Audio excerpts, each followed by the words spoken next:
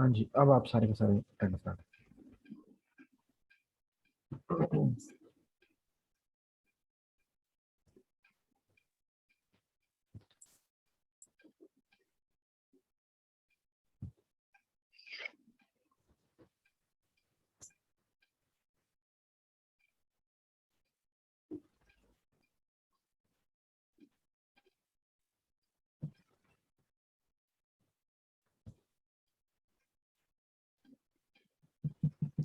Yumi sir, जी। Sir पिछले lecture की video कब अपलोड होगी? मैं इसमें पिछले लेक्चर ले नहीं सका था। हाँ, मैं अपलोड करना भूल गया यार। वो ठीक है, मैं यूट्यूब की एक्सेस मिल गई है ना। हाँ, तो उसमें अपलोड कर दूँगा। ठीक, डाउनलोड करके। सर थोड़ी सी चलो। समरी दे देंगे क्या पढ़ाया था उसमें? हाँ जी, हाँ जी, समझ देता हूँ, समझ देता हूँ। चल जी, मैं ये मैसेजेस डिसेबल कर दूँ। Alright. So in the last class हमने क्या किया था बेसिकली। हमने बेसिकली ये एक प्रॉब्लम किया था कि एक मेज, एक रोबोट है, और उस रोबोट ने बेसिकली ट्रेवर्स थ्रू करना है, पाथ ढूंढना है। ठीक है ना। और वो पाथ ढूंढना चाहता है। तो सवाल ये है कि वो, फॉर एग्जांपल मैंने ये फिगर आउट करना है कि ए से मैं जे तक जा सकता हूँ या नहीं जा सकता। ठीक है ना। अब इसका एक तरीका ये है कि वो, याद है तुमने अखबारों में पढ़ा हुआ रास्ता तलाश करें, तो आप ड्राइंग करते हैं। ठीक है ना, आप ड्रॉ करते हैं, फिर एक रास्ता देखते हैं, दूसरा रास्ता देखते हैं, वगैरह वगैरह वगैरह। तो सवाल ये है कि क्या यहाँ पर वो कैसे की जाए। क्या वो, अब रोबोट जो है वो एक, अगर उसको उस पर सेंसर्स वगैरह होते हैं, वो क्या क्या वो तमाम पॉइंट्स इसके यहाँ पे इंटरमीडिएट सेव करे। एंड वी सॉ कि बेसिकली ये तो बहुत ज़्यादा स्पेस इनएफिशिएंट हो जाएगी। और हमने बेसिकली इसकी एक नोटेशन बनाई थी। और वो नोटेशन क्या थी? वो नोटेशन ये थी। ठीक है, वो नोटेशन ये थी कि हम एक्चुअली इन रीजन्स को कोलैप्स कर देते हैं। ये यानी एल वाला, ये जो तमाम का तमाम रीजन है यहाँ से लेकर यहाँ तक, ये तमाम का तमाम रीजन, इसको कोलैप्स करते हैं इनटू वन वर्टेक्स। ठीक है, जिसको हमने वर्टेक्स का नाम दिया ये। ठीक है ना। तो हमने बेसिकली ये एक नोटेशन बनाई थी कि इस रीजन को हम को कन्वर्ज कर देते हैं इनटू इनटू दिस गोला, जिसको हमने वर्टेक्स कहा था। ठीक है। और जिस रास्ते तक आप डायरेक्ट जा सकते हैं, जैसे एल से के पे जा सकते हैं, तो उनके दरमियान में ये हम एक कनेक्शन बना देते हैं। ठीक है, ये एक कनेक्शन बना दिया। इसको हम क्या कहते हैं? इसको हम एज कहते हैं। ठीक है। So what is a graph? Graph is basically, so what is graph, जिसको जी से डिनोट किया जाता है। इसमें सेट ऑफ वर्टिसेस होते हैं और सेट ऑफ एजेस होते हैं। ठीक है। सो फॉर एग्जांपल इस ग्राफ में कितने वर्टिसेस हैं? तो इसका जो वी सेट होगा वो क्या होगा? जी बताएं। इसमें होगा बारह ए, 12 वर्टिसेस। बी, सी, और कहाँ तक होंगे? एल तक होंगे।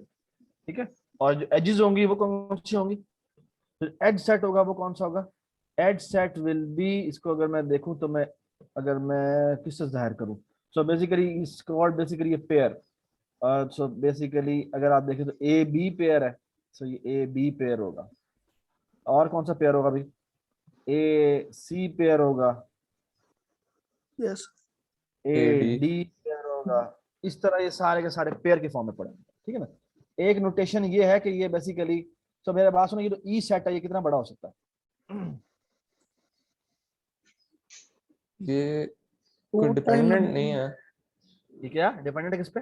डिपेंडेंट, ये कितने आपके पास वर्टिसेस हैं मतलब? कितने वर्टिसेस हैं या कितनी वर्टिस? हाँ, वर्टिस पे भी डिपेंड होता है, लेकिन बेसिकली कितनी एजेस है, जितनी आपने ये लाइनें डाली हैं, that is dependent on this. ठीक है। तो एक तरीका ये कि मैं इसको इसी सेट की फॉर्म में लिखूं। ठीक है। एक नोटेशन हमने ये पढ़ी थी कि इस तरह रिप्रेजेंट कर दो। ठीक है। अच्छा, ये नोटेशन काफी नहीं थी, हमने एक और नोटेशन भी पढ़ी थी। वो ये नोटेशन थी कि बेसिकली हम क्या करते हैं कि हम एक मैट्रिक्स की फॉर्म में स्टोर करते हैं। मसला ये बता कि इस नोटेशन में अगर मैंने कोई एज ढूंढनी हो कि let's say ji E I as है या नहीं है, तो मुझे इस पूरे सेट में घूमना पड़ेगा। और ये वाला पेयर ढूंढना पड़ेगा। तो ये तो बहुत हैवी हो जाएगा, ये तो बहुत मुश्किल हो जाएगा। क्यों? क्योंकि बेसिकली ये पोटेंशियल एजेस जो हो सकती है ना, तो ये पोटेंशियल एजेस का जो साइज हो सकता है वो वी स्क्वायर हो सकता है। क्यों? क्योंकि हर वर्टेक्स से कनेक्टेड है। ठीक है, तो सवाल ये कि मैंने अगर एक एज ढूंढनी हो कि ये एज है या नहीं है, तो मुझे सेट में ढूंढना पड़ा, तो मैं तो मर मुर जाऊंगा। ठीक है, तो हमने बेसिकली एक और नोटेशन पढ़ी, दो नोटेशन पढ़ी, वो ये थी। एक थी जिसे कहते हैं एडिजेंसी मैट्रिक्स नोटेशन। उसमें क्या करते हैं कि हम जितने भी वर्टिसेस होते हैं उतने रोज बनाते हैं, और जितने भी वर्टिसेस होते हैं उतने हम कॉलम भी बनाते हैं। और जो वर्टेक्स जिस वर्टेक्स से कनेक्टेड होता है उनके दरमियान में हम बेसिकली उसको वन कर देते हैं। तो for example A be connected है तो हमने वन कर दिया, ए सी कनेक्टेड है तो हमने वन कर दिया। ठीक है, तो बेसिकली अगर आप इन दो एजेस को देखें तो ये बेसिकली उस एज सेट में किसके बराबर है? ए बी, और किसके बराबर है? ए। AC। ठीक है, बस। और आगे सारे आप चले तो ये इसमें ए, ये बी ए है, फिर ये बी सी है, बी डी है, और बी ई है। तो आप चाहें तो ये इसमें डाल सकते हैं। ठीक है, लेकिन this is a far better representation. Why this is a far better representation? Anybody gas? तो स्पेस एफिशिएंट है, मतलब हम लोगों को वो स्पेस इतना एफिशिएंट वो। है। दूसरी बात है कि मुझे यहाँ पे देखो कैरेक्टर स्टोर करने की जरूरत थी, वो मुझे करने की जरूरत नहीं है।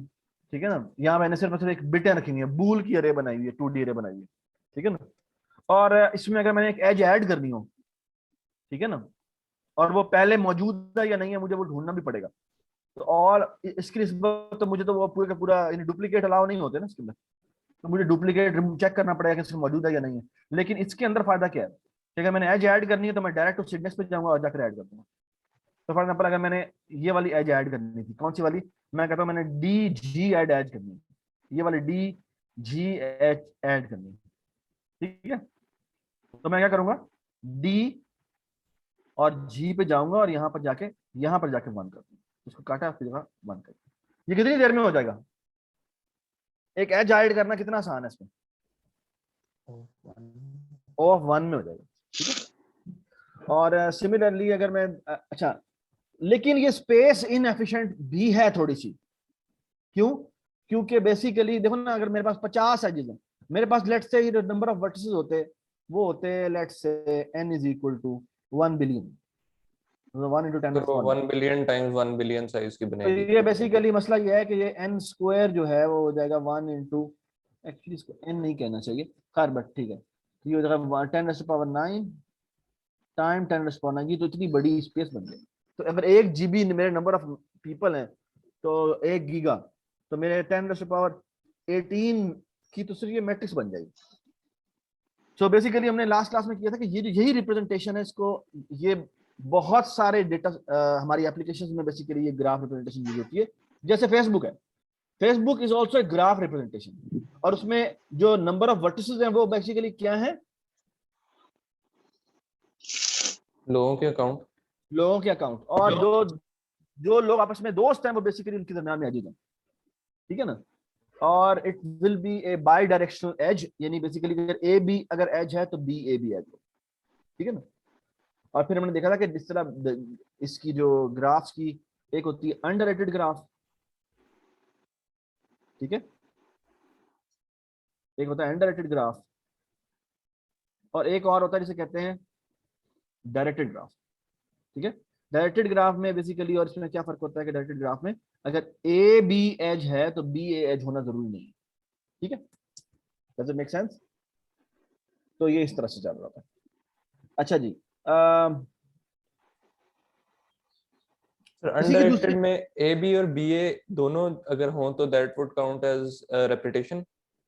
बेसिकली अंडररेटेड ग्राफ में जो ये जो ग्राफ है ना, ये ये जो इससे ऊपर हम सेव करते हैं, ये वाला सेव करने की जरूरत नहीं है। ठीक है, अगर आपने सेव करना है कर लें, बट आप थोड़ी सी स्पेस बचा सकते हैं because it's a replica of that. तो अगर आपने, तो बेसिकली अगर आपने आई जे एज चेक करनी है या जे आई एज चेक करनी है, तो डिपेंडिंग अपॉन, क्योंकि हम ऊपर वाला ऐसा सेव कर रहे हैं या नीचे वाला सेव कर रहे हैं, तो अगर ऊपर वाला सेव कर रहे हैं तो अगर I should be great less than और इक्वल टू जे, ठीक है, तो मैं आई जे चेक करूंगा, और अगर आई इज लेस देन, अगर आई इज ग्रेटर देन जे होगा तो फिर मैं जे आई चेक कर दूंगा। ठीक है, तो ये आप थोड़ा सोच लीजिएगा कैसे चेक करते हैं। ठीक है, एक और रिप्रेजेंटेशन इसी की होती है जो कि बहुत बेहतर समझी जाती है, इसे कहते हैं एडजेसेंसी लिस्ट रिप्रेजेंटेशन। और उसमें हम क्या होता है कि जितनी एजेस होती हैं उसके कोरस्पॉन्डिंग यहां पर बेसिकली लिंक लिस्ट पड़ी होती है। ठीक है, और ये एक लिंक लिस्ट है, और बेसिकली हमने ये नेबरहुड की इंफॉर्मेशन लिंक लिस्ट में रखी होती है। ठीक है, अब एक बात बताएं, ये इसका इसकी जो ये वाली इसका इस रिप्रेजेंटेशन का साइज कितना होगा?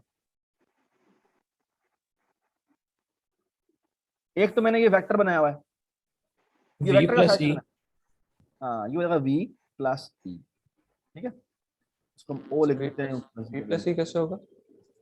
v इसलिए क्योंकि बेसिकली मुझे मुझे कितनी लिंक लिस्ट स्टोर करनी है, जितने जितने वर्टिसेस, वेक्टर, जितने वर्टिसेस हैं जी। तो ये तो बेसिकली v आ गया। और फिर कितनी एजेस सेव करनी पड़ेंगी, वो e है। ठीक है, तो तो E से नंबर ज्यादा ए, नहीं होगी? नहीं क्योंकि इसी से A B है, वो तो एक एज हो गया, लेकिन B और A का दोबारा बन रहा है, तो फिर वो तो वो भी एज ही है दोबारा ना से हमारी, वो अच्छा, भी एज है ना हमारे, वो भी एज है ना हमारे। ठीक? वो दोबारा से नहीं काउंट हो रहा है इधर। दोबारा से क्यों? वो भी एज ही है ना, वो भी ग्राफ का एज ही है। तो बेसिकली अनडाइटेड ग्राफ में हम इस एज को दो एज कंसीडर करते हैं, ये एक एज नहीं, ये दो एज। ठीक है, ओके ठीक है, यार तुम ये कह लो कि टू ई एजेस होंगी ना, two E is also O of E. ठीक है, ओके, ठीक है, कांस्टेंट, ठीक है। अच्छा, अब कुछ सवालात हैं जो कि आपको देने हैं। फॉर एग्जाम्पल ये देखें सवालात है आप, अगर मैं कहूं कि यू वी एक ई में एज है, मैंने चेक करना कि ये है या नहीं है, तो एडिशेंसी मैट्रिक्स में कितना टाइम लगता है? ओहो, मैं इसे कैसे मिटाऊंगा? ओए, एक मिनट, सिंगल स्टेप। एक मिनट जी, एक मिनट, एक मिनट। हाँ हुण दसो ना। हाँ जी, ये नजर आ रहा है तुम लोगों को? Yes sir. जी है, सर। क्या नजर आ रहा है? ये टेबल नजर आ रहा है पूरा? नोट नोट में सर। करके आप बताओ ना तुम। अच्छा हाँ जी, मुझे ये बताते जाए आप, शाबाश, कि स्पेस वाइज अगर हम देखें तो ओ ऑफ वी स्क्वायर है, और ये ओ ऑफ वी प्लस ई है। ठीक है, अब मुझे बताएं, मैंने टेस्ट करना है एक एज को कि वो एज मौजूद है या नहीं है, तो एडिशनेंसी मैट्रिक्स में कितनी देर लगती है? Single step. Of one. O of one लगता है, और इसमें कितनी देर लगती है? of n max of sorry of v plus v ओ एक v ऑफ ई होगा। ऑफ वी होगा, Y of V, Y of V, sir नहीं ई नहीं होगा। नहीं ई नहीं होगा, क्योंकि बेसिकली अगर मैंने यू वी एच चेक करनी है, तो यू वी एच चेक करने के लिए मुझे यू की रो में जाना है और उसकी लिंक लिस्ट में देखना जाके। हाँ जी तो सर, उस तो लिंक लिस्ट का साइज तो ई नहीं है। नहीं नहीं नहीं एट नहीं, मैक्स तो वो सारे के सारे में जाके चेक करेगा ना, वर्स्ट के नहीं सारे में क्यों चेक करेगा? मैंने अगर यू वी एच चेक करनी है सबके तो तो मैं ना तो मैं हो सकता है। यू की लिंक लिस्ट पे जाऊंगा, यू की लिंक लिस्ट पे मैं ओ ऑफ वन में पहुंच जाऊंगा। अब मुझे इस लिंक लिस्ट में गो थ्रू करना पड़ेगा, और इस लिंक लिस्ट का मैक्सिमम साइज कितना हो सकता है? वो हो सकता है ओ ऑफ वी। जितने वर्टेक्स हैं, ठीक है। तो ओ ऑफ वी होगा ना, तो ई प्लस वी क्यों कह रहे हो? ठीक है, यानी ठीक कि है, अगर 1 बिलियन टोटल यूजर्स हैं तो 1 बिलियन दफा ये चलेगा। मैक्सिमम इतना हो सकता है। ठीक है, जो एक किसी एक की जो नेबरहुड है वो मैक्सिमम 1 बिलियन हो सकती है, लेकिन ऐसा नहीं होगा, बहुत कम ही ऐसे वर्टिसेस ऐसे केसेस होते हैं जहां पर आपके नेबरहुड जो है वो 1 बिलियन के करीब है। ठीक है, सर अच्छा जी आगे चलते हैं। जी एक जी सवाल है सरफराज, सर। हाँ मैं जी बोले। सरफराज, ये ओ ऑफ ई मैं इसीलिए कह रहा हूँ क्योंकि ई तो हमें दिया हुआ है ना, एजेस गिवन है, तो हम उसको वी से क्यों बाउंड कर रहे हैं? क्योंकि ये वो कि एक वर्टेक्स की नंबर ऑफ नेबरहुड जो हो सकते हैं वो मैक्सिमम वी हो सकते हैं। तो सर लेकिन उसमें दिए मैं नहीं ई हुए एजेस ई। ना भी दियो, बात है कि मैक्सिमम कितने हो सकते हैं? ओ ऑफ वी हो सकते हैं, ओ ऑफ ई नहीं हो सकते। सही। ठीक है, चलें जी। अच्छा जी, अब आगे आते हैं। मैंने यू से वी के की डायरेक्शन एज देखनी है। बाय द वे, यहां पर इसने आंसर ओ ऑफ वी नहीं लिखा, इसने लिखा minimum of degree of u और minimum of degree of we, ये क्यों लिखा है? Very good point. हाँ जी, बता सकते हैं आप? इसने लिखा है a of minimum of degree of u और degree of v. Basically O of v भी नहीं होगा, ये होगा क्योंकि जो यू मैक्सिमम के ओ ऑफ अंदर वी हो वी सकता है। सेव होगा, यू के अंदर एग्जैक्टली, वी सेव होगा और यू के वी के अंदर अंदर यू के अंदर और बेसिकली हमें बेसिकली दोनों जगह पे हमने स्टोर किया होगा, तो देखें किसकी लिंक लिस्ट छोटी है। जिसकी लिंक लिस्ट छोटी होगी उसमें जाके देखना, ठीक है। और दोनों की लिंक लिस्ट एक जितनी बड़ी हो सकती है और ओ ऑफ वी हो सकती है, तो मैक्सिमम ऑफ वी तक जा सकता है, ठीक है। अच्छा, अगर मैंने डायरेक्शनल एज चेक करनी है तो क्या फर्क पड़ेगा? ये भी ओ ऑफ, हाँ जी, 1 में ही होगा। 1 में होगा। 1 में ही होगा। और यहां पर क्या मैं मिनिमम लगा सकता हूं? नहीं सर, नहीं, क्योंकि डायरेक्शनल एज है तो डायरेक्टेड ग्राफ के फॉर्म में होगा, तो O of degree of, degree of u. शाबाश, डिग्री ऑफ यू आ जाएगा, ठीक है। और वो मैक्सिमम कितना हो सकता है? वो ओ ऑफ वी हो सकता है, ठीक है। तो ये देखें जी, ये देखें, तो यही आंसर है। आगे बताएं, time to list the neighbourhood of V matrix में कितना लगेगा? हाँ जी बताएं, जी बताएं। वी स्क्वायर लगेगा क्योंकि जितने सारे रिवर्स वर्सेस करने होंगे। नहीं भाई, एक की नेबरहुड देखनी है तो मुझे उसको एडिशनसी मैट्रिक्स में क्या करना पड़ेगा?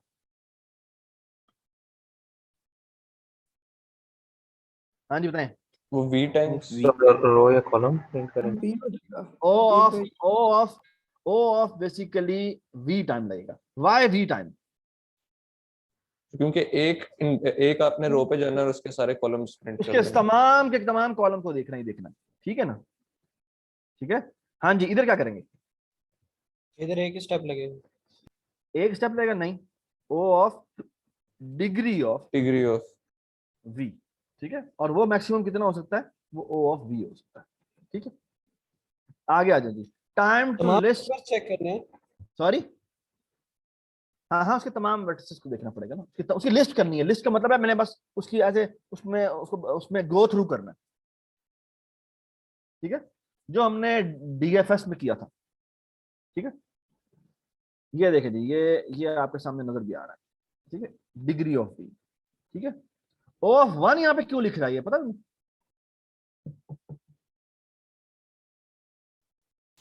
सर वी को ढूंढने के लिए, सॉरी वी को यू ढूंढने, वी को ढूंढने के लिए, वी को ढूंढने के लिए उसे वेक्टर में जाना पड़ेगा और फिर वेक्टर की लिस्ट में देखना पड़ेगा, तो it's a vector of link list, ठीक है।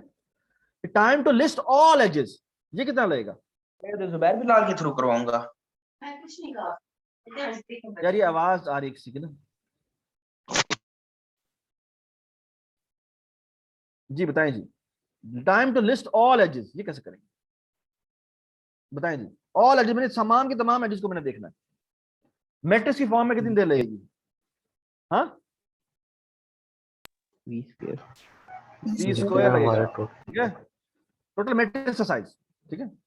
Time to list all edges, इसमें कितना लगेगा? O of, number of edges. नहीं, वी प्लस ई, ठीक है, वाई वी प्लस ई, जो मैक्सिमम कितना हो सकता है? ओ ऑफ वी स्क्वायर हो सकता है, ठीक है। लेकिन इससे कम भी हो सकता है, तो ओ ऑफ वी प्लस ई, क्योंकि हमने हर वर्टेक्स के हर लिंक को देखना पड़ेगा, ठीक है। तो ये आपको यहाँ पे नजर भी आ रहा होगा, ओ ऑफ वी प्लस ई, ठीक है। हाँ जी, time to add a new edge, कितनी देर लगती है? Constant time. O of 1, sir ये What? लिस्ट ऑल एजेस नहीं समझ आया, ये ओ ऑफ ई क्यों नहीं है? क्योंकि अगर हमें ऑल एजेस का पता है तो हमें ये हर लिंक है लिस्ट ही पे है। जाना है, हर लिंक लिस्ट पे जाना है, तो वो भी उसको भी हम काउंट करते हैं, ठीक है, ठीक है। और और ये उसकी लिंक O1 में कैसे कर नहीं दिया सर, आपने? लेकिन अच्छा ठीक है। यूवी एज ऐड करनी है तो बेसिकली मुझे उस मैट्रिक्स की सेंट्री पे जाना है, जाके उसको जीरो कर देना। तो यूवी एज रिमूव करने के लिए मुझे यूवी एंट्री को 1 करना पड़ेगा, 1 करना पड़ेगा, और वी यू एंट्री को 1 करना पड़ेगा। यहां पे क्या करना पड़ेगा? यहां पर भी ओ ऑफ 1 टाइम लगेगा, क्यों? लिंक लिस्ट में एक नोड ऐड करना है बस। तो वो तो इंसर्ट एट फ्रंट कॉल कर दो, ठीक है जी। डिलीट एन एज, हाँ जी, यहाँ वो फंसे वन मतलब ये तो 1 होगा, ये कितनी होगा? ये उसके पूरे उसमें सर्च करना पड़ेगा। बिल्कुल, ये तो मुझे अच्छा। ओ ऑफ वी टाइम लग सकता है। ठीक है, बेसिकली डिग्री ऑफ यू, ठीक है, और basically plus degree of we. ये मैं क्यों कह रहा हूँ? दोनों में डिलीट करना पड़ेगा दोनों ना। में से डिलीट करना पड़ेगा इसीलिए, ठीक है। तो ये ध्यान में रखें, ये टेबल बड़ा इंपॉर्टेंट है ऑब्जेक्टिव टाइप के क्वेश्चन होते हैं उसके लिहाज से, ठीक है। सरफराज ये डिग्री क्या होता है? डिग्री होती है कि एक वर्टेक्स के कितनी लिंक लिस्ट का साइज है, वो कितनों से कनेक्टेड है, ठीक है। यार डिस्क्रीट मैथ पढ़ी है तुम लोगों ने, इतना तो ना बताओ मुझे, ठीक है। चलो खैर, चलो फिर हमने लास्ट क्लास में देखा था कि बेसिकली एक डीएफएस एक्सप्लोरेशन, और वो एक्सप्लोरेशन क्या थी कि हमारे पास कोई भी ग्राफ हो तो उसे हम एक्सप्लोर कैसे करते हैं, ठीक है ना। और वो आपको याद होगा कि हमने कैसे एक्सप्लोरेशन की थी। तो फॉर एग्जांपल अगर मैं आपको याद कराऊं तो कंट्रोल जे, ये था हमारा पाथ फाइंडर, हमने एक्सप्लोरेशन लास्ट क्लास में की थी। और वो कैसे की थी याद होगा आपको। एक्सप्लोरेशन ऐसे की थी कि अगर मैंने ये कि हम बेसिकली क्या करते हैं, जिस वर्टेक्स के ऊपर हमने एक्सप्लोरेशन करनी होती है तो हम क्या करते हैं। फॉर एग्जांपल अगर मैं कहूँ कि मैंने इसके ऊपर एक्सप्लोरेशन करनी है तो हम क्या करते हैं जी, हम इसका विजिटर ट्रू कर देते हैं और फिर इसकी जितनी भी नेबरहुड होती है उसके ऊपर एक्सप्लोर कर लेते हैं। तो फिर इसके ऊपर एक्सप्लोर कर देगा, इसके ऊपर एक्सप्लोर कर देगा, ठीक है। तो अगर फॉर एग्जांपल मैं इसके ऊपर एक्सप्लोर कॉल करूं तो कौन कौन से वर्ड्स मेरे विजिटेड हो जाएंगे। तो ये पहले कॉल भेजेगा किसकी तरफ, ये कॉल भेजेगा इस तरफ, ठीक है। फिर ये वापस आएगा क्योंकि आगे तो कॉल कर नहीं सकता, ठीक है। ये वापस आएगा इधर, यहाँ से वापस आएगा इधर, तो ये भी मजीद कोई कॉल नहीं कर सकता। हाँ बाय द वे एक और बात होती है कि जब ये यू वी को कॉल करता है तो वी यू को कॉल दोबारा नहीं कर सकता। तो यहाँ पे एक विजिटेड एट्रीब्यूट होता है जिसको हम ट्रू कर देते हैं, फ्लैग होता है जो ट्रू कर देते हैं, ठीक है। ये मैं आपको शायद मोस्ट प्रोबब्ली एक लेक्चर अपना दूंगा, वो उसमें मैंने इंप्लीमेंटेशन की है, ठीक है। और फिर अब ये इधर से वो इधर आएगा और फिर ये एक्सप्लोर करेगा, ये इसकी नेबरहुड के लिए इस तरफ निकल जाएगा। फॉर एग्जाम्पल ये इसकी नेबरहुड के लिए ब्लड से इस तरफ निकल जाता है, फिर ये इसकी नेबरहुड के लिए इधर निकल पड़ता है, ठीक है। फिर ये आगे जा नहीं सकता तो ये वापस पीछे आएगा, फिर ये आगे दोबारा नहीं जा सकता, वो सारे विजिटेड हो गई हैं तो ये भी पीछे आएगा। फिर ये इसकी सारी एक्सप्लोर हो गई है नहीं हुई तो ये यहाँ जाएगा, फिर यहाँ से ये इधर जाएगा लेट्स से, फिर ये आगे नहीं जा सकता, एक्सप्लोरेशन में वापस पीछे आएगा। और फिर ये अभी तक एक पड़ी हुई है तो ये इस तरफ जाएगा, ठीक है, और ये वापस पीछे आएगा। फिर यहाँ से ये पीछे आएगा, यहाँ से ये पीछे आएगा। अब यहाँ से ये इसकी भी ये पड़ी हुई थी लेकिन ये क्योंकि एक्सप्लोर हो गई हुई है तो अब ये वाली कॉल इसको नहीं करेगा, ये वापस यहाँ आएगा और एक्सप्लोर खत्म हो जाएगा। तो इसने एक एक्सप्लोर जब हमने कॉल किया इस वर्टेक्स के ऊपर, इस वर्टेक्स के ऊपर, तो इसने कौन सा रीजन आइडेंटिफाई कर दिया है, वो तमाम कनेक्टेड रीजन निकाल लिया है जो कि इस यू वर्टेक्स से कनेक्टेड है, ठीक है। तो लास्ट क्लास में हमने बेसिकली यहाँ पे कनेक्टेड कंपोनेंट्स भी फाइंड आउट किए थे। और वो कैसे फाइंड आउट किए थे कि इस फंक्शन एक्सप्लोरेशन को थोड़ा सा हमने मॉडिफाई किया था, इसमें कनेक्टेड नंबर बेसिकली हम भेज देते हैं और ऊपर एक जो डीएफएस जो कॉल है वो क्या करता है, वो सबसे पहले विजिटेड को ट्रू कर देता है और हर एक का कनेक्टेड कंपोनेंट नंबर जो है वो -1 से इनिशियलाइज कर देता है, समथिंग लाइक दैट। और फिर कनेक्टेड कंपोनेंट नंबर को हम 0 से इनिशियलाइज करते हैं और फिर यहाँ पे अगर वो नॉट वी, हर वर्टेक्स हमने वी में से देखा और हमने कहा अगर वो विजिटेड नहीं है तो उसके ऊपर क्या करते हैं, एक्सप्लोर कर, और एक्सप्लोर करता है यहाँ पर एक्सप्लोर वी भेजता है और साथ प्लस प्लस सीसीएन करता है, यानी पहले इसकी सीसीएन की वैल्यू 0 है, आप जब कॉल करेंगे तो सीसीएन की वैल्यू कितनी होगी 1, तो बेसिकली हर एक को कनेक्टेड कंपोनेंट नंबर 1 असाइन करेगा, ठीक है ना, ये बात समझ। और ये जब हम सबके कनेक्टेड कंपोनेंट नंबर असाइन कर देते हैं तो अब अगर हमने चेक करना है फॉर एग्जांपल ये एक वर्टेक्स है जिसका लेट्स से मैं टी कर देता हूं और ये एक और वर्टेक्स है लेट्स से एस कर देता हूं। अब मैंने चेक करना है कि एस और टी, जो रोबोट मेरा एस से टी तक पहुंच सकता है या नहीं पहुंच सकता, तो कैसे चेक करेंगे, क्या हो तो इसका मतलब है हम वहां पहुंच सकते हैं, क्या हो तो हम वहां पहुंच सकते हैं। हमने एक दफा एक्सप्लोरेशन कर दिया सबकी डीएफएस चला दिया एक दफा, क्या चेक करेंगे कि हम क्या बता सकते हैं कि ये विजडम में रास्ता एग्जिस्ट करता है? जी बताएं। एस से टी के दरमियान में सारे विजिटेड ट्रू हो। नहीं नहीं नहीं नहीं नहीं नहीं, वो तो बहुत ज्यादा देर लग जाएगी। मैं ओ ऑफ 1 में बता सकता हूँ अब। सो एस से सर बस एस देख से लेंगे टी विजिटेड है कि नहीं। डी विजिट भाई, मैंने डीएफएस एक्सप्लोर चला दिया ना, वो तो सबको सबको सबको वो कर देगा, विजिट ट्रू कर देगा। जब ये डीएफएस खत्म होगा तो सबके एक्सप्लोरेशन हो चुके होंगे। That's not an issue, something else is an issue. नहीं बट आपने जो डीएफएस चलाया वो किधर से स्टार्ट किया? That one. मैंने ये डीएफएस कॉल किया ना, देखो ये है एक्सप्लोरेशन का स्टेप, ठीक है। और जो डीएफएस है वो क्या है? डीएफएस है हर वर्टेक्स पे जाके उस पर एक्सप्लोर कॉल कर दो, अगर वो विजिटेड नहीं है तो, ठीक है। ये बात सुने। So what is DFS? DFS is this, वो कहता है अगर हर वर्टेक्स पे जाओ, अगर वो विजिटेड नहीं है तो उस पर एक्सप्लोर कॉल करो, ठीक हो गया? Does it make sense? और एक्सप्लोर करता है, एक्सप्लोर आते के साथ उसका विजिटेड ट्रू कर देता है। और प्री विजिट क्या है वो आज की बात करेंगे हम। और हर एक उसकी एज सेट पे जाता है, यानी उसकी लिंक्स पे जाता है और उसके ऊपर भी एक्सप्लोर कॉल कर देता है, अगर वो विजिटेड नहीं है तो, ठीक है, तो उस पर एक्सप्लोर कॉल, ठीक है। Does it make sense? Sir तो ये सब करने से हमें मिला क्या है, डेटा क्या है हमारे अच्छा, पास? अब एक और काम हमने किया साथ, और ये साथ ये किया, ये तो एक्सप्लोरेशन होगी ना। इसके साथ हमने एक और काम भी किया, वो ये है कि connected component number is equal to 0 से इनिशियलाइज किया। और एक्सप्लोरेशन में हमने एक कनेक्टेड कंपोनेंट नंबर भी भेज दिया, और यहां पर एक्सप्लोर में हम plus plus connected component number भेज देते हैं, ठीक है। अब होता क्या है, और आते के साथ ही हम connected component number of V जो है वो असाइन कर देते हैं ये सीसीएम, ठीक है। Does it make sense? अब हम क्या करते हैं, हम कहते हैं कि इससे करने से क्या होता है कि बेसिकली मेरे जितने भी कनेक्टेड कंपोनेंट, जितने भी वर्टिसेस हैं, उन वर्टिसेस के ऊपर हम क्या कर देते हैं, हमारे पास कनेक्टेड कंपोनेंट नंबर आ जाता है। फॉर एग्जांपल इस पूरे रीजन के ऊपर कनेक्टेड कंपोनेंट नंबर की जो वैल्यू होगी वो कितनी होगी? 1 होगी। इस पे भी 1 होगी, इन सारे वर्टिसेस पे 1 होगी।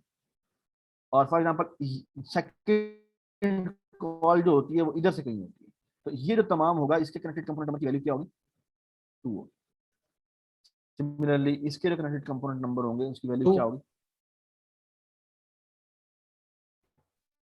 3 होगी। इसकी ठीक है? 3। Does it make sense? तो अब अगर मैंने एस से टी के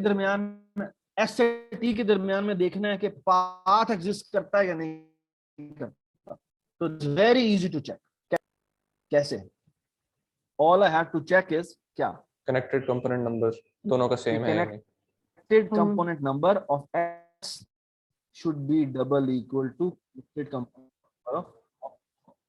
अब मैं निकाल सकता हूं कि वो दोनों के दरमियान में पाथ एग्जिस्ट करता है या नहीं करता। पाथ क्या एग्जिस्ट करता है या नहीं, क्या कौन सा पाथ है वो मुझे नहीं पता, ठीक है। हाँ, एक मजे की चीज हम कर सकते हैं, वो पाथ निकालना क्या है वो बाद में बात करते हैं, ठीक है। ठीक है, मैं वापस जा रहा हूँ। So I suppose everybody understand this DFS, ठीक है, ठीक है।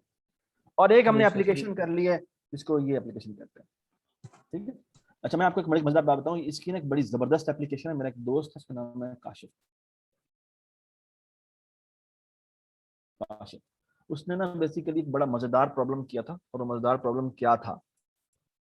वो मजेदार प्रॉब्लम ये था, बल्कि एक काम करते हैं, मैं थोड़ी देर में आपको बताता हूँ उसके बाद। मैं एक एप्लीकेशन बताऊंगा आपको, उसको एक बड़ी जबरदस्त एप्लीकेशन, डुप्लीकेट करते हैं, ठीक है। So everybody understand this. अच्छा, ये ना ये प्री और पोस्ट एक चीज है, ये ना एक स्टेप है, प्री स्टेप और पोस्ट स्टेप। अच्छा, ये है क्या? तो ये प्री स्टेप क्या है? ये प्री स्टेप, ये किसने यूज किया? सॉरी, एक मिनट। ये अच्छा जी, तो ये ना ये प्री स्टेप क्या होता है, इसको ना आते साथ इसे कहते हैं pre visit. Pre visit step होता है, बेसिकली कहते हैं कि ये ना करता क्या है, ये ना ये क्लॉक स्टोर कर देता है, ठीक है, ये जो प्री क्लॉक, हर एक क्या एक प्री क्लॉक और पोस्ट क्लॉक सेव कर देता है। ठीक है, प्री क्लॉक और पोस्ट क्लॉक क्या है? तो जब भी एक्सप्लोरेशन स्टार्ट होती है तो उसका क्लॉक नंबर असाइन हो जाता है, ठीक है, कि वो किस मोमेंट पे आया था, और जब वो जाने लगता है तो वो उसका दोबारा से क्लॉक सेव कर लेता है। ठीक है, ये नंबर्स क्या हैं, ये आपको इसकी आपको एक एप्लीकेशन बताएंगे, बड़ा मजा आएगा आपको इसकी बात करने में।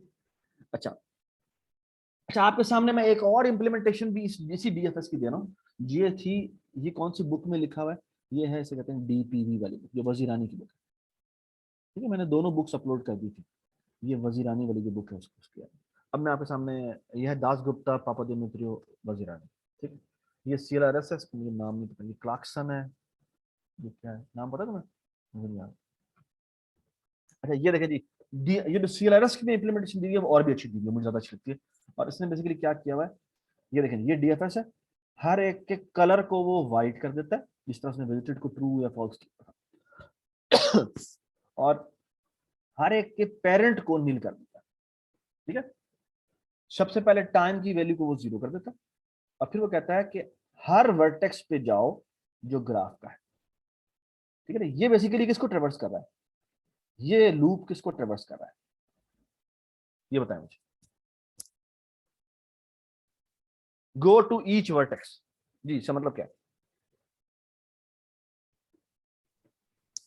तो जिस सब ग्राफ में मतलब जो वर्टिसेस है वेक्टर उनको है, चेक कर रहा है। ये बेसिकली अगर आपको याद होगा तो मैंने बेसिकली, अगर मैं रेडिसेंसी लिस्ट की बात कर, रेडिसेंसी मैट्रिक्स की बात कर रहा हूं, तो ये बेसिकली ये था ना, ये आपके पास एक वेक्टर था और हर वेक्टर की एंट्री के ऊपर एक लिंक लिस्ट पड़ी हुई, ऐसे था ना? तो ये बेसिकली लूप क्या कर रहा है, ये लूप बारी बारी इसमें ट्रेवर्स कर रहा है। ठीक है, so you can actually see कि इस लूप की कॉम्प्लेक्सिटी कितनी है, तो बता सकता हूं? Of v.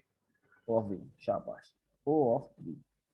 ठीक है, अच्छा अब वो क्या करता है, कहता है यू का कलर क्या है, क्या कलर व्हाइट है, और व्हाइट का मतलब इट्स एन अनविजिटेड वर्टेक्स। तो सबसे पहले हमें कहता है वो डीएफएस विजिट कॉल करता है, वो हमारा जो एक्सप्लोर था ना उसको उसने नाम दिया डीएफएस विजिट। ठीक है, तो ये डीएफएस विजिट क्या करता है कि आते के साथ ही पहला काम ये करता है कि time is equal to time plus 1 करता है। ठीक है, यानी टाइम की वैल्यू पहले 0 थी 1 हो जाएगी, और u dot D is equal to time, D is the discovery time, जिसको इस इम्प्लीमेंटेशन में वो प्री कह रहा था। ठीक है, और पोस्ट कह रहा था। यहां पर हम क्या करते हैं, यहां पर बेसिकली इसको ये डिस्कवरी टाइम कर देते हैं। ठीक है, इसको याद, हाँ जी डिस्कवरी टाइम। ठीक है, अच्छा इसी तरह वो यू डॉट कलर को ग्रे कर देता है। इसके 3 कलर हैं बेसिकली हर एक के ना, पहले व्हाइट होता है फिर ग्रे हो जाता है। ग्रे का मतलब है it is a vertex under process now. ठीक है, और फिर वो क्या करता है, वो कहता है V in G dot adjacency of U, ये बेसिकली किस में ट्रेवर्स कर रहा है, for each V in the adjacency list of U. इसका मतलब क्या है? तो वी की लिंक लिस्ट देख रहा है। बिल्कुल, जी सर। जबरदस्त। सो बेसिकली ये अगर कोई वी वर्टेक्स था तो ये बेसिकली इसकी जो यहाँ पे लिंक लिस्ट पड़ी हुई है ये उसके अंदर गो थ्रू कर रहा है। ठीक है,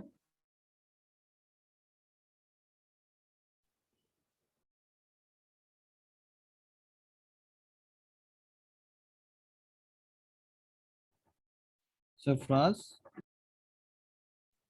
तो डिस्कनेक्ट हो गया।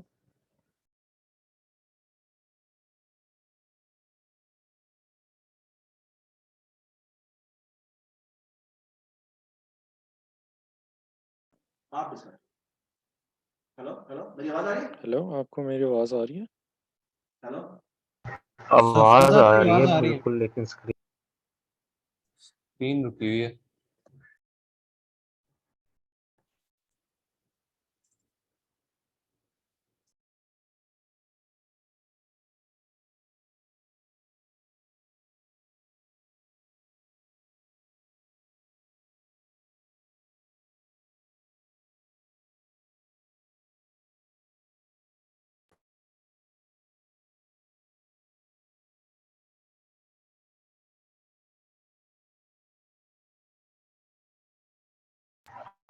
आगे से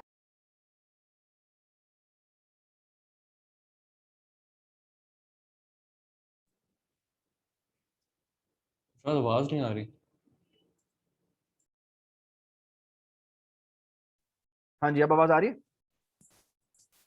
जी हाँ जी, तो ये बेसिकली ये जो स्टेप है ये क्या कर रहा है, ये स्टेप बेसिकली यू की लिंक लिस्ट में गो थ्रू कर रहा है। ठीक है, तो फॉर एग्जांपल यहाँ पे एक वर्टेक्स है 6, मैं यू कलर जो है ना येलो कर देता हूँ, या मेरा एक वर्टेक्स है 6 फॉर एग्जांपल, तो ये बेसिकली कहता है हाँ भी 6 वर्टेक्स को यहाँ पड़ा हुआ है।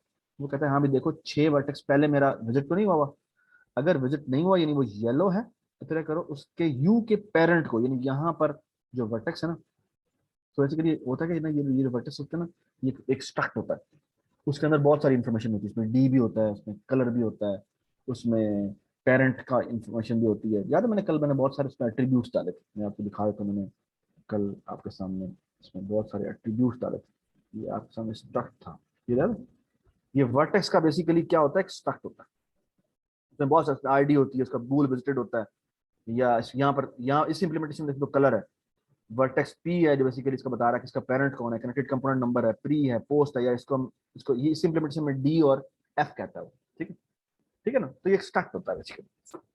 और यहाँ पर बेसिकली क्या पड़ा होता है, यहाँ पर वो स्ट्रक्ट नहीं रखा होता उसने, यहाँ पर बेसिकली एक पॉइंटर रखा होता है जो कि बेसिकली पॉइंट कर रहा होता है उसकी तरफ। ठीक है, तो ये basically link list of pointers है। ठीक है, और ये जो यहाँ पर एंट्री पड़ी हुई है ना, यहाँ पर जो एंट्री पड़ी, ये वेक्टर ऑफ वर्टेक्सेस है। इन वर्टेक्सेस में बेसिकली क्या पड़े होते हैं, एक्चुअल ऑब्जेक्ट पड़े होते हैं, और यहाँ पर जो लिंक लिस्ट होती है वो क्या होती है, वो बेसिकली पॉइंटर्स पड़े होते हैं। So link list of pointers होती है, और जो यहाँ पर एंट्री पड़ी हुई है वो क्या है, वो एक्चुअल फिजिकल एंट्री पड़ी हुई है स्टार्ट की। ठीक है, ये आप इंप्लीमेंट करेंगे तो आपको पता लगेगा, मैं आपको इंप्लीमेंटेशन अपनी भेज भी दूंगा, जो मैंने एक छोटा सा लेक्चर जो मैंने रिकॉर्ड किया हुआ। ठीक है, you can actually see that. और अब वो क्या करता है, वो करता ये है बेसिकली कि, सॉरी मैं इसका कलर दोबारा से ब्लू कर देता हूँ। ठीक है जी जी, और अब वो क्या करता है, एक मिनट जाओ, उसके पेरेंट को सेट कर देता है टू यू। ठीक है, जो वर्टेक्स जिसके थ्रू डिस्कवर हुआ है उसको वो पेरेंट को यू कर देता है। और अब वो क्या करता है, अब वो करता है कि बेसिकली फिर वो उसके ऊपर डीएफएस विजिट कॉल कर देता है, यानी उसके ऊपर एक्सप्लोर कॉल कर देता है। और जब ये सारा काम हो जाता है तो बाहर आता है और यू डॉट कलर को क्या कर देता है, ब्लैक कर देता है। ब्लैक का मतलब है इसका ये खत्म हो गया। ठीक है, और फिर time is equal to time plus 1 करता है, और U dot F is equal to time कर देता है, जिसका मतलब उसका फिनिश टाइम वो सेट कर देता है। ठीक है, ये बात समझ आ गई? अच्छा, मैं अब आपको सामने एक बड़ी मजे की बात बताऊं, ये देखिए। तो फॉर एग्जांपल जी आपको सवाल कर दो, बताएं। सर ये एक केस है जिसमें ये फंस सकता है, मतलब अगर इसमें आपका जो सेल्फ एज होता है, तो जिस तरह ग्राफ्स में आप खुद भी एक एज हो जाता है ना, मतलब जो शुरू से स्टार्ट होता है वो उधर ही हो जाता है, सो तो बेसिकली रिकर्सिवली फंस जाएगा। बिल्कुल जी, इस इंप्लीमेंटेशन को हम कह रहे हैं इट्स अ सिंपल ग्राफ। ठीक है, हम इस वक्त जो इस ग्राफ की बात कर रहे हैं वो सिंपल ग्राफ है, जिसका मतलब है कि उसमें लूप नहीं हो सकते। ठीक है, नो लूप्स। ओके, ठीक है, नो लूप्स। ठीक है, ठीक है, वैसे जी अगर हो भी जाए तो फर्क नहीं पड़ेगा।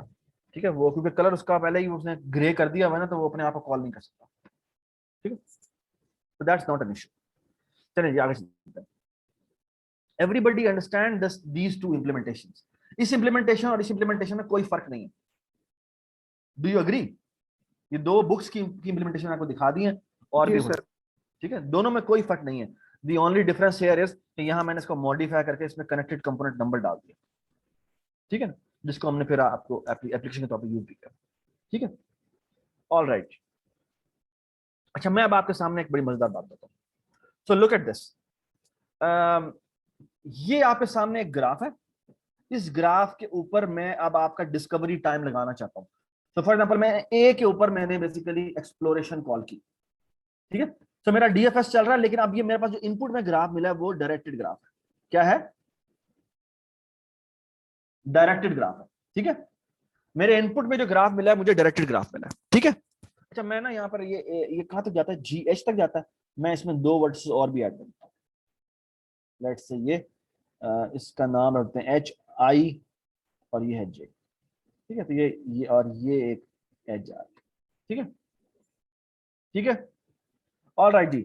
अब मैं एक्सप्लोरेशन स्टार्ट करता हूं। किससे एक्सप्लोरेशन स्टार्ट करूं? सो लेट्स से ये मेरा कोड है ना, तो वो सबसे पहले हर एक कलर को व्हाइट कर देता है, पेरेंट को नील कर देता है, तो पेरेंट सबके नील हुए हैं, ठीक है। अच्छा जी, तो ये मेरा ब्रैकेट है, इस ब्रैकेट को मैं दो तीन चीजें, एक तो उसका कलर एट्रीब्यूट है, सो बेसिकली ये देखेंगे, यहां पे होगा कलर एट्रीब्यूट, यहां होगा डिस्कवरी टाइम, यहां होगा फिनिश टाइम, और यहां होगा पेरेंट। सो मैं दोबारा बता देता हूं, ये है विजिटेड कलर, यहां होगा डिस्कवरी टाइम, ये होगा फिनिश टाइम, और ये होगा इसका पेरेंट, ठीक है। ये आपने फिल करने मेरे सामने भी। हाँ जी बताएं। सो मैं क्या करूंगा, सबसे पहले आएगा इसका कलर की तरह क्या हो जाएगा, व्हाइट, तो पहले व्हाइट है, लेकिन इसके ऊपर एक्सप्लोरेशन कॉल हो रही है, तो जैसे ही तो ग्रे एक्सप्लोरेशन हो कॉल जाएगा। हो तो ये क्या हो जाएगा, ये ग्रे हो जाएगा, ठीक है। इसका डिस्कवरी टाइम 1 होगा, अब इसका फिनिश टाइम नहीं आया। इसका पेरेंट कौन है, इसका पेरेंट नील है, ठीक है, क्योंकि जब भी आप कॉल करते हैं तो यहाँ पर पेरेंट जो होता है वो क्या होता है, हर एक का पेरेंट जो है वो नील है। तो यहाँ पर मैं इसकी जगह मैं कह देता हूँ पेरेंट इसका जो है वो नील है। नील को मैं कैसे डिफाइन करूँ, मैं ऐसे रिप्रेजेंट करूँ, एम्प्टी, ठीक है, कोई भी पेरेंट नहीं है इसका। हाँ जी, ए से किस पे कॉल जाएगी, बी पे या एफ पे। मैं नेबरहुड देख रहा हूँ ना, नेबरहुड लेट से अल्फाबेटिकली पड़ी हुई है, ठीक है, नेबरहुड अल्फाबेटिकली पड़ी हुई है। आप बताएं क्या करूँ मैं, किस पहले कॉल किस पे जाएगी,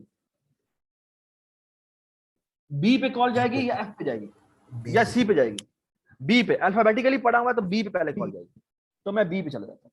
हाँ जी, बी का पे जैसे ही वो आया, कॉल करने से पहले क्योंकि उसका विजिटेड तो व्हाइट ही है, ठीक है, अभी तक ये सारा व्हाइट ही है।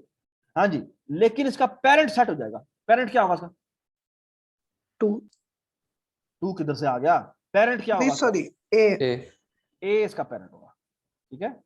और ये इसका कलर जो है शुरू में व्हाइट है, लेकिन बाद में ये ग्रे हो जाएगा, और इसका डिस्कवरी टाइम 2 है, 2 है, ठीक है। अभी तक फाइनल नहीं हुआ, इसका फाइनल टाइम नहीं आया, ठीक है। अच्छा, बी से किस पे कॉल जाएगी,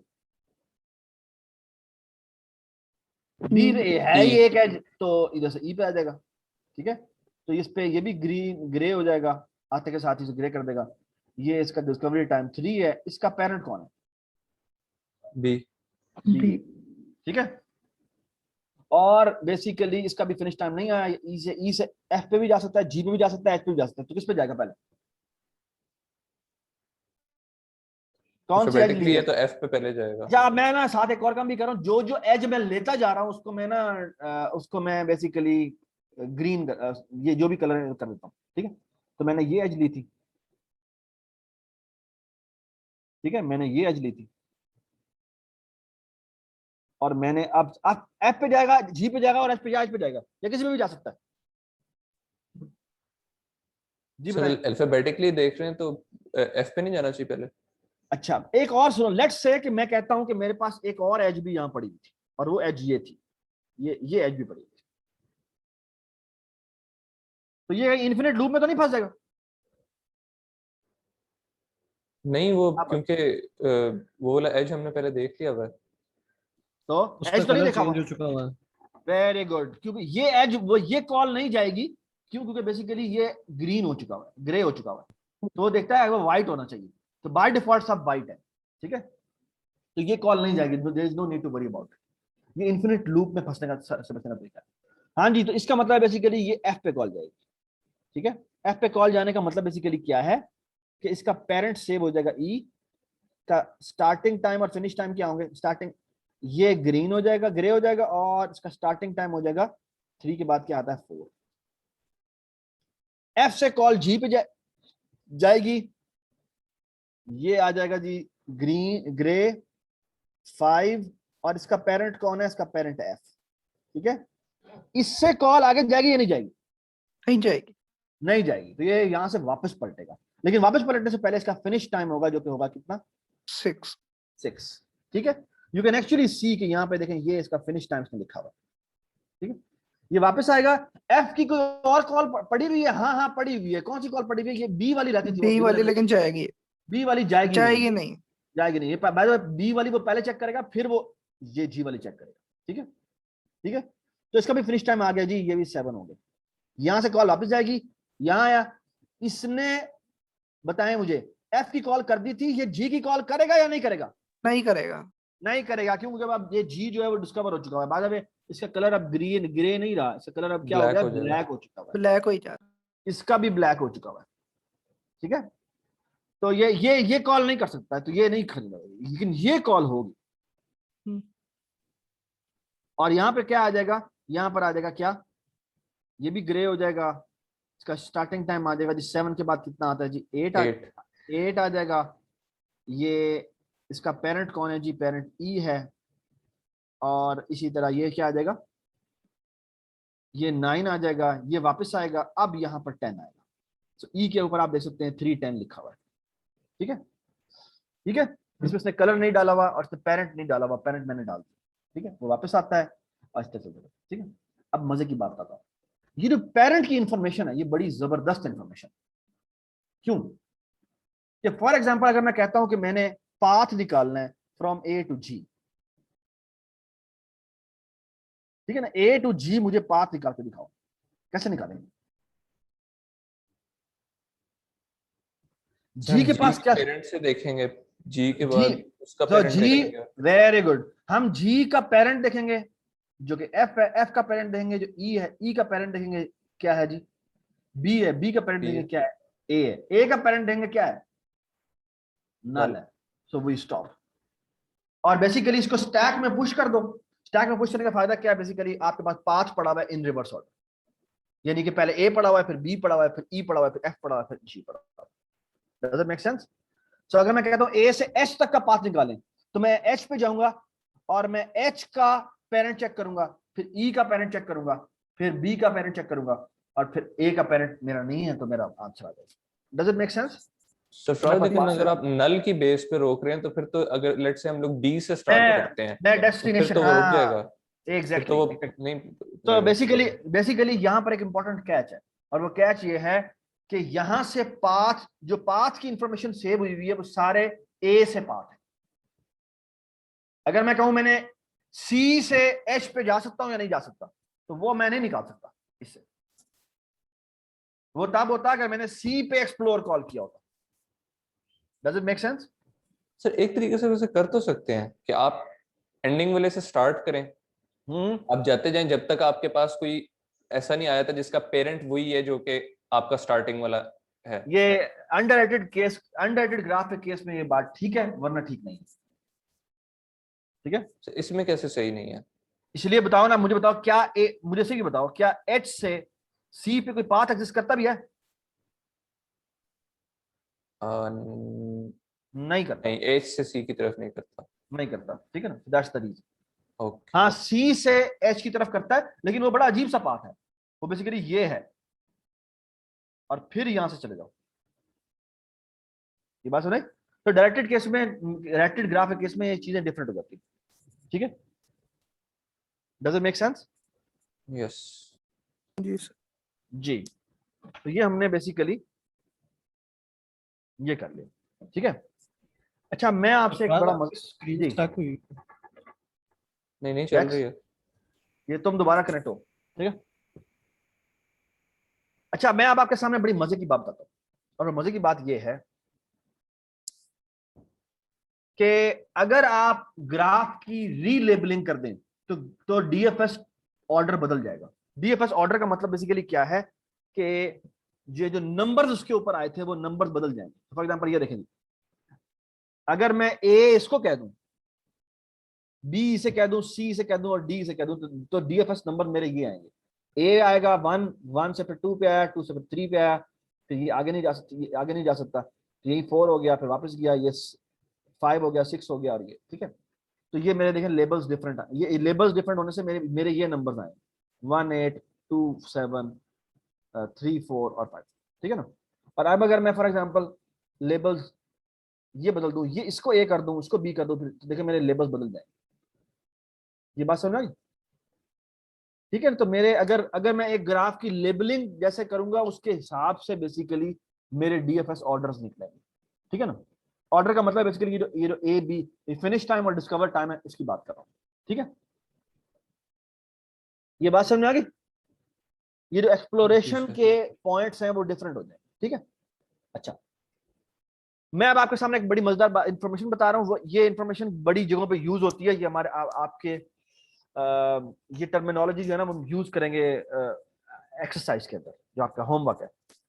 अच्छा, हर वो एज जिसके थ्रू डिस्कवरी होती है, जैसे ए से बी डिस्कवर हुआ था, इसको हम कहते हैं ट्री एज। सो ये एज और ये एज, ये जो है इसे कहते हैं ट्री एज।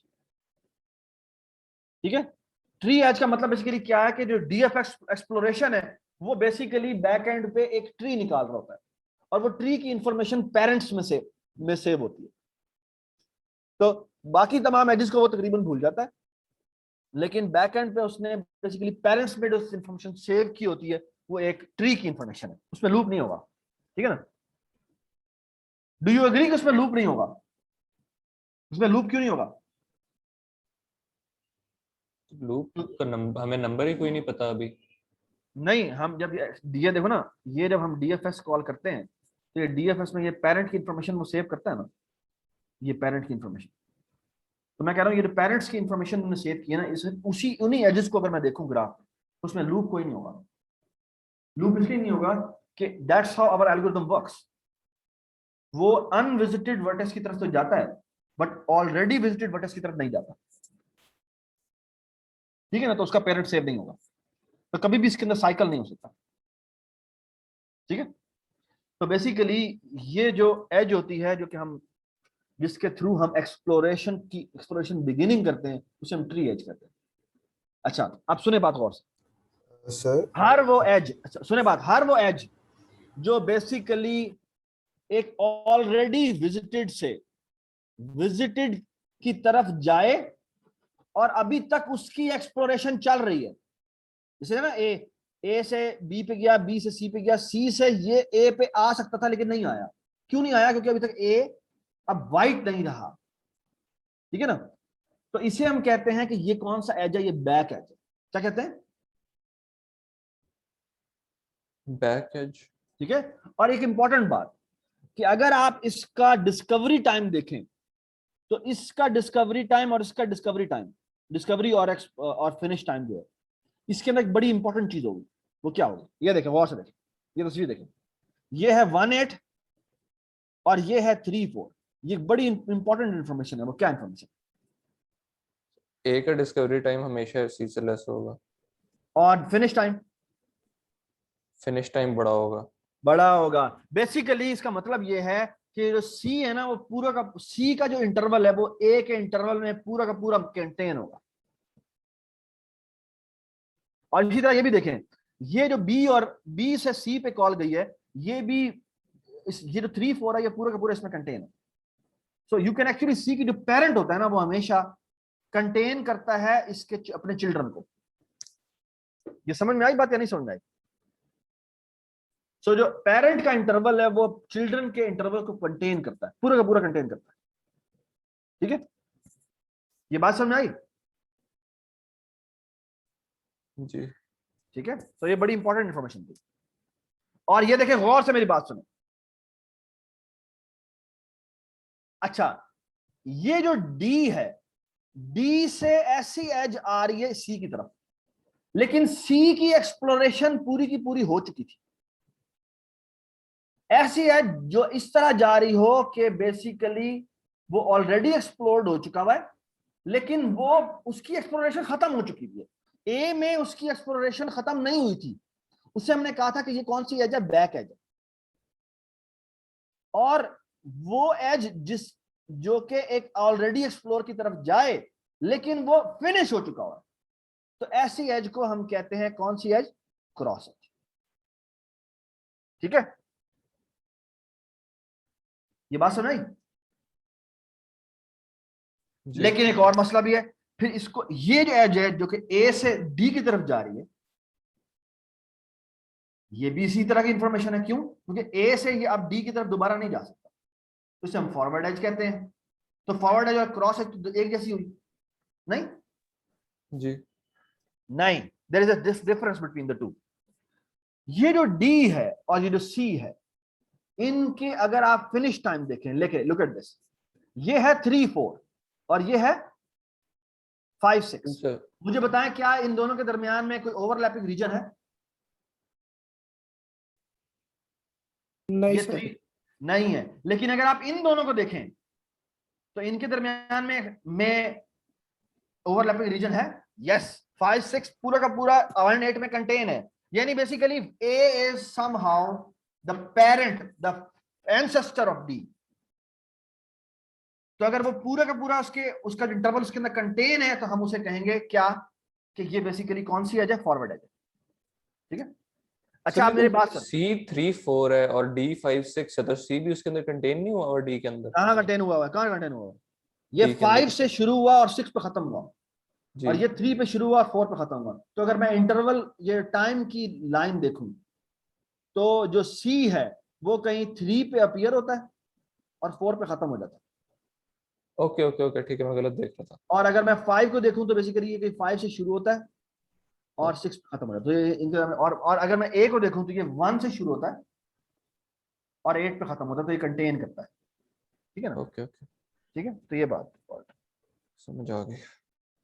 अच्छा जी, अब मुझे बताना शुरू करें, ये वाली कौन सी एजेस है? ये वाली, ये वाली, ये वाली, ये वाली, ये वाली, ये वाली, ये वाली ट्री। और शाबाश। तो ये जो मेरी एजेस हैं, ये कौन कौन सी एजेस हैं? ये बेसिकली ये मेरी ट्री एज है। अच्छा, अब मुझे बताना शुरू करो, शाबाश। ये कौन सी एज है? फॉरवर्ड। शाबाश, फॉरवर्ड ये है फॉरवर्ड एज। ये कौन सी एज है? बैक। बैकवर्ड। Back edge. ठीक है, ये कौन सी एज है? क्रॉस। ये क्रॉस एज। ये कौन सी एज है? ये भी क्रॉस है। क्रॉस किया। ये भी क्रॉस एज। ये कौन सी एज है? ये भी क्रॉस है। नहीं, ये क्रॉस नहीं है। नहीं, एक ये तो मिनट, ये Forward फॉरवर्ड है। है। ये फॉरवर्ड है। ठीक है, ये कौन सी एज है? बैक। ये बैक एज। बैकवर्ड। शाबाश, थैंक यू सो मच जी। So you understand this now. अच्छा, अब मैं आपके सामने एक बड़ी मजेदार चीज रख रहा हूं और वो ये है कि there is a very special graph, it is called directed acyclic graph. Directed acyclic graph क्या होता है? एक ऐसा ग्राफ जिसमें कोई साइकिल ना हो और वो क्या हो? डायरेक्टेड हो। ठीक है, इसकी बहुत सारी एग्जांपल्स हैं। फॉर एग्जांपल ये देखें, ये आपके सामने एक ग्राफ नजर आ रहा है। ठीक है, ये डायरेक्टेड भी है और एसाइक्लिक भी है। ठीक है, ये भी एक डायरेक्टेड भी ग्राफ भी है और एसाइक्लिक भी है। इसकी बहुत सारी एग्जांपल्स हैं। एक फॉर एग्जांपल आपके सामने एक ग्राफ, डायरेक्टेड एसाइक्लिक ग्राफ की एक बहुत अच्छी एग्जांपल है, जिसे कहते हैं इसको डिपेंडेंसी ग्राफ भी कहते हैं। और इस डिपेंडेंसी सर ग्राफ की इसमें और ट्री में क्या फर्क होगा? ट्री में ना एक वर्टेक्स पे एक ही एज आ रही होती है, इसमें एक वर्टेक्स पे मल्टीपल जगहों से एज आ सकती है। ठीक है, समझ आई बात? तो ये देखिए जी, ठीक इस है। ग्राफ में तुम देखो ना, तो इसमें अगर मैं ये सारी बैक एजेस वगैरह रिमूव कर दूं तो हर वर्टेक्स पे एक ही जगह से एज आ रही है। ठीक है, लेकिन इसमें तुम देखो तो ये जो ग्राफ है COMP101, ये यहां से भी आ रहा है, यहां से भी आ रहा है, यहां से भी आ रहा है। ठीक है ना, ये बात सुनाई? ये आपके सामने बेसिकली जो ग्राफ नजर आ रहा है, ये किसका ग्राफ है पता? सर वो जो कोर्सेज की लिस्ट होती है। एग्जैक्टली, और ये बेसिकली प्री रेक्विजिट रिलेशनशिप है, कोर्सेज प्री रेक्विजिट रिलेशनशिप है। ठीक है, तो अब मैं आपके सामने एक बड़ा मजे का सवाल रखता हूँ, और सवाल पता क्या है? सवाल यह है कि एक ग्राफ दिया हुआ है जो डायरेक्टेड एसिक्लिक ग्राफ। अच्छा, बाद में इस ग्राफ में मैक्सिमम एजेस कितनी हो सकती हैं ये बताएं? There how many maximum edges possible? जितने वर्टेक्स हैं उतनी एजेस बस? तुम कह रहे हो सिर्फ basically O of V edges होंगी? गलत। n स्क्वायर होंगी, पहले की n हो सकती है, दूसरे की n माइनस एग्जैक्टली, पहले की n हो सकती हैं, दूसरे की n प्लस n माइनस 1 हो सकती हैं, दूसरी पहले की n माइनस 1 हो सकती हैं, फिर n माइनस 2 हो सकती हैं, फिर n माइनस 3 हो सकती हैं, चलते चलते कहां तक जाएंगे? 0 तक जाएंगे, which is how much o of n square. ठीक है, ठीक है, अगर n मेरे नंबर ऑफ वर्टिसेस, तो डायरेक्टेड एसिक्लिक ग्राफ में भी नंबर ऑफ एजेस कितनी हो सकती है? n स्क्वायर हो सकती है। ऐसा एक और प्रूफ मिल गया आपको। ट्री में नंबर ऑफ एजेस कितनी होती है? n-1 होती है, ठीक है। ट्री में मैक्सिमम नंबर ऑफ एजेस होती है n-1। इस ग्राफ में मैक्सिमम नंबर ऑफ एजेस कितनी हो सकती है? n² हो सकती है, ठीक है। Does it make sense? तो एक दफा ट्री और इसका फर्क जरा दोबारा बता दीजिएगा मुझे, जरा थोड़ा सा भाई ट्री में एक वर्टेक्स जो है उसके ऊपर एक ही जगह से आ जा सकती है, ठीक है। यानी मतलब कोई एक नोड अगर एक की तरफ पॉइंट कर रहा है तो दूसरा कोई और उसकी तरफ पॉइंट नहीं कर सकता? नहीं कर सकता, नहीं कर सकता। ओके, हर एक का एक ही पेरेंट होगा। बिल्कुल हाँ। यार ये एक दफा बंद कर देंगे, ठीक है। ऑलराइट, ये तुम्हारा तो चल रहा है, यदि किसी का स्पीकर चल रहा है। हेलो हेलो, बस ठीक है, बंद हो गया। अच्छा, अब मैं आपके सामने एक बड़ा मजेदार सवाल करता हूँ। डायरेक्टेड एसिक्लिक ग्राफ जो होता है ना, एसिक्लिक ग्राफ, उसमें हमेशा एक सोर्स होता है और एक सिंक होता है। What is the source vertex? Source vertex वो वर्टेक्स है जिससे एजेस जा रही हैं लेकिन कोई आ ना रही है, जिसका पेरेंट नहीं होता, जिसका पेरेंट नहीं होता। और सिंक वर्टेक्स वो होता है जिससे एजेस निकल नहीं रही होती। सो मुझे एक छोटा सा प्रूफ बताएं कि every directed acyclic graph has a source vertex and has a sink vertex. क्यों?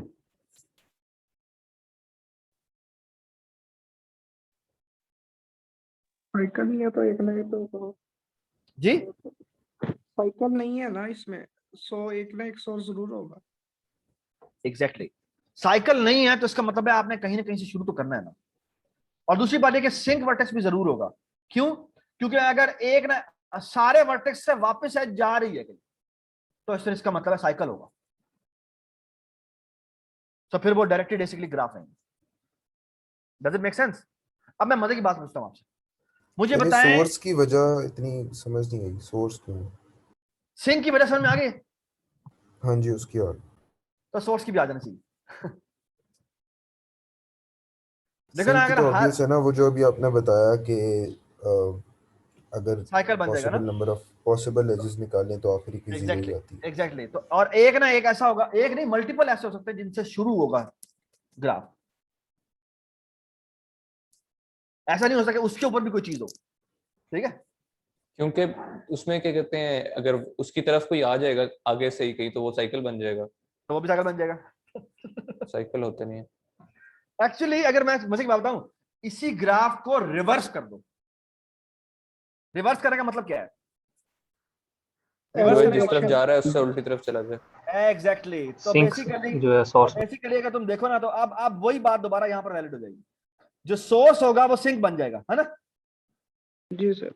अब ई से ये हो जाएगा, ये इधर बन जाएगी, ये एफ से इधर बन जाएगी, ये इधर बन जाएगा, ये इधर बन जाएगा, ये इधर बन जाएगा और ये इधर बन जाएगा, ठीक है ना। अब तुम्हारी बात ऐसा वही बात दोबारा वैलिड है। अब ये सिंक है ना, जी सर, समझ आ तो कहीं ना कहीं रुकना तो पड़ेगा ना, ठीक है ना। सही है। तो बेसिकली वही आर्गुमेंट, अगर तुम्हें सिंक का आर्गुमेंट तुमने दे दिया तो ग्राफ का रिवर्स करके तुम वही आर्गुमेंट सोर्स पे दे सकते हो, ठीक है। अच्छा जी, एक ग्राफ है उसमें से सोर्स वर्टेक्स निकालना है, कैसे निकालें? कितनी देर में निकाल सकते हो जी? How to find the source and sink vertex. हमने एक ऐसा वर्टेक्स ढूंढना है जिस पे कोई एज ना आ रही हो। कितनी देर में ढूंढ सकते हैं जी? अगर मेरे पास एडिसेंसी मैट्रिक्स हो तो कैसे ढूंढेंगे, और एडिसेंसी लिस्ट हो तो कैसे ढूंढेंगे? हाँ जी बताएं मुझे। सर ऐसी जो लिस्ट वाला है उसके अंदर तो हम चेक करेंगे कि लिस्ट के नहीं, अंदर कौन सा एक पहले मुझे मैट्रिक्स बताओ। सो बेसिकली ये एक वर्टेक्स है बी जिसके ऊपर कोई एज नहीं आ रही, तो मुझे मैट्रिक्स में क्या करना पड़ेगा? जिस पे सर कोई उसके एज नहीं आ रही, कॉलम में चले जाएंगे, हर कॉलम को हाँ, चेक तो करेंगे। बेसिकली मुझे हर एक का कॉलम देखना पड़ेगा जिसका कॉलम पूरा का पूरा 0 है। जिसके कॉलम, यार ये बंद कर दो यार, माइक बंद कर दे प्लीज। जिसका बेसिकली पूरा का पूरा कॉलम 0 होगा वो बेसिकली आपका सोर्स वर्टेक्स होगा। और सिंक वर्टेक्स कैसे निकालेंगे? इसकी रो 0, इसकी 0 0 होगी, वो मेरा सिंक वर्टेक्स होगा, ठीक है। तो डू यू अग्री कि ये ढूंढने के लिए मुझे एडजेसेंसी मैट्रिक्स में v स्क्वायर टाइम लगेगा और एडजेसेंसी लिस्ट में ओ ऑफ, हाँ जी, सोर्स ढूंढने के लिए पता नहीं कितनी देर लगेगी, लेकिन सिंक ढूंढने के लिए मुझे o ऑफ v टाइम लगेगा, y ऑफ v, क्योंकि बेसिकली मैंने देखना है किसी की रो जीरो होनी चाहिए बट कॉलम को जीरो, हाँ लिंक लिस्ट जीरो साइज की हो, ठीक है ना। और लेकिन हमें सोर्स ढूंढना इतना आसान नहीं होगा, क्यों भला? सर हमें हर जगह पर जाकर चेक करना होगा बेसिकली मुझे मुझे वर्टेक्स जो है वो लिस्ट करना पड़ेगा। एग्जैक्टली मुझे ए को ढूंढना पड़ेगा कि ए सब में है या नहीं है, फिर मैं ढूंढूंगा बी सब में है या नहीं है, जो वर्टेक्स सब में नहीं होगा वो मुझे बेसिकली, तो बेसिकली डू यू एग्री कि ये ढूंढने के लिए मुझे v टाइम v प्लस ई टाइम लगेगा? यस, क्योंकि हर वर्टेक्स को मुझे हर एक की पूरे ग्राफ में जाकर देखना है, ये बहुत ज्यादा हैवी हो जाएगा, है ना? डू यू एग्री और यू डोंट एग्री? जी इसको मैं इससे बेहतर कर सकता हूं, सोर्स और सिंक निकालना। जी सोर्स निकालने में मसला हो रहा है, सिंक निकालना बड़ा आसान है, सोर्स निकालने में मसला हो रहा है, आपके पास एडजेसेंसी लिस्ट हो तो, ठीक है, ये बात समझ आ गई? अच्छा मैं आपको बात बड़ी मजेदार बात बताता हूँ, और वो मजेदार बात ये है, सोर्स निकालना टाइम मुश्किल खत्म हो गया, आखिरी बात, अगला लेक्चर स्टार्ट हो गया। चले जी, we will start from here, we will exactly start from here। अच्छा मैं एक बात सुन लें, so I am stopping the lecture, oh shit, हाँ अच्छा एक छोटी सी बात वो ये कि आप लोगों की ना मेकअप क्लास है, either we take the makeup class today or tomorrow, बताएं मुझे। तो आज तो बड़ा आज 5:30 नहीं बजे है तक क्लासेस हैं, अच्छा मुझे बताएं कल ना कि लीजिएगा, कल कल क्यों? बैक टू बैक क्लासेस हैं। कल मैं चाह रहा हूँ कि कल सुबह क्लास करें 7 बजे, इज इट पॉसिबल? सैटरडे को नहीं आप कर सकते? नहीं बेटा नहीं कर सकते, क्योंकि हमारी आपकी असाइनमेंट है, वो असाइनमेंट आपकी रह रही है, फिर मसला ये है ना, असाइनमेंट की डेडलाइन ठीक है हम आगे कर देंगे, संडे तक कर देंगे, लेकिन वो फिर मसला हो जाएगा। आपको मैं चाहता हूँ कि हम कल कर लें, तो कल सुबह जहन में रखें, कल हमारी 7 बजे 7:30 बजे क्लास होगी, ठीक है? सर उस टाइम लैब है अभी 12 सर कंप्यूटर लैब हमारी लैब भी है ना कल, तो वो तो 9:15 बजे है ना, तो वी हैव द टाइम ना, या हम सुबह 8 बजे कर लेते हैं, ठीक है? ठीक है सर बिल्कुल। ठीक है, तो सुबह 8 बजे कर लेते हैं, सुबह 8 बजे हमारी मेकअप क्लास है, ठीक है? और हाँ मेकअप क्लास है, प्लीज 10 में आ जाइएगा, ठीक है? हमने ये खत्म करना है, हम काफी पीछे हो गए, और हमारे पिछले वीक में भी 2 लेक्चर नहीं हुए, तो हमें थोड़ा सा कैचअप करना है। Thank you so much. Okay Sarfaraz recording of कर दें, रिकॉर्डिंग ऑफ कर। सरफराज